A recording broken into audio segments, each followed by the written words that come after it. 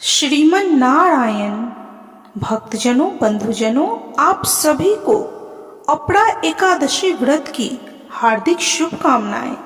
आप सभी का आपके इस चैनल ब्राह्मण देव कन्या में बहुत बहुत स्वागत है। आज हम इस वीडियो में ज्येष्ठ मास के कृष्ण पक्ष की एकादशी अपरा एकादशी व्रत की कथा सुनेंगे। तो बोलिए जय श्री कृष्णा। युधिष्ठिर कहने लगे कि हे भगवान, ज्येष्ठ कृष्ण एकादशी का क्या नाम है तथा उसका क्या महत्व है, सो कृपा कर कहिए। भगवान श्री कृष्ण कहने लगे कि हे राजन, हे राजेंद्र, यह एकादशी अचला तथा अपरा दो नामों से जानी जाती है।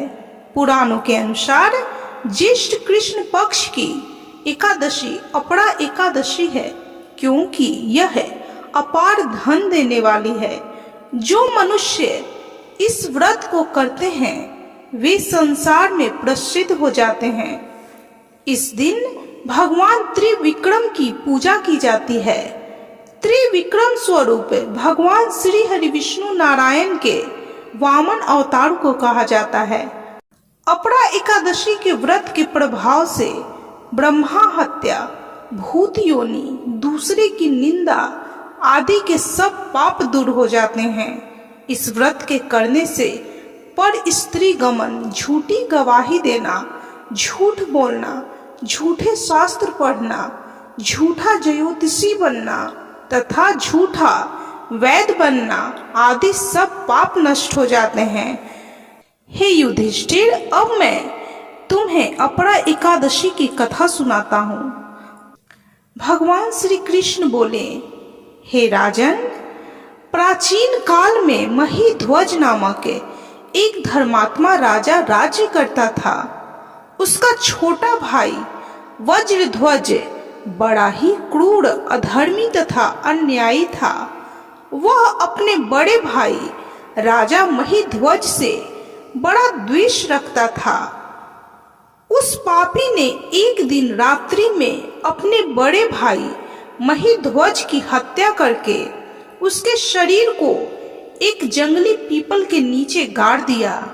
इस अकाल मृत्यु से राजा महीध्वज प्रेत आत्मा के रूप में उसी पीपल पर रहने लगा और अनेक उत्पात और गलत काम करने लगा।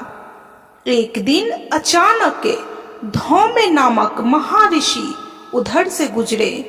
उन्होंने प्रेत बने राजा महीध्वज को देखा और अपने तपोबल से उसके अतीत को जान लिया। अपने तपोबल से प्रेत उत्पात का कारण समझा।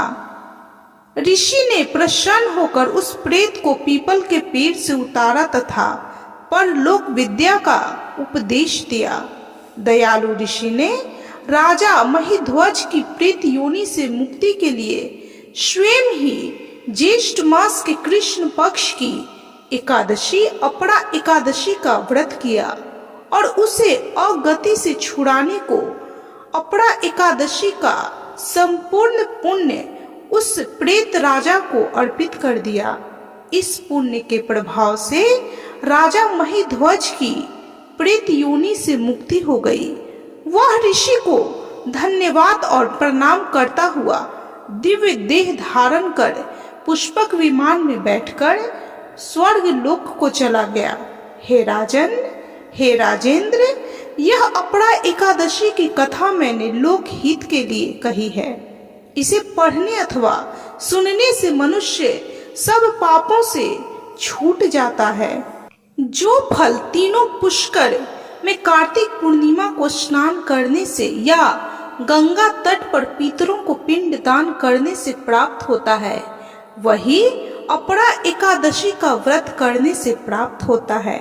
मकर के सूर्य में प्रयागराज के स्नान से, शिवरात्रि का व्रत करने से, सिंह राशि के बृहस्पति में गोमती नदी के स्नान से, कुंभ में केदारनाथ के दर्शन या बद्रीनाथ के दर्शन, सूर्य ग्रहण में कुरुक्षेत्र के स्नान से, स्वर्ण दान करने से अथवा अर्ध प्रसूता गोदान से जो फल मिलता है वही फल अपरा एकादशी के व्रत से मिलता है।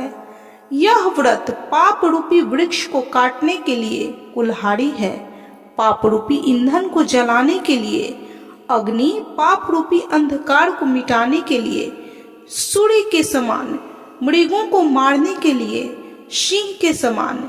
अतः मनुष्यों को पापों से डरते हुए इस व्रत को अवश्य करना चाहिए।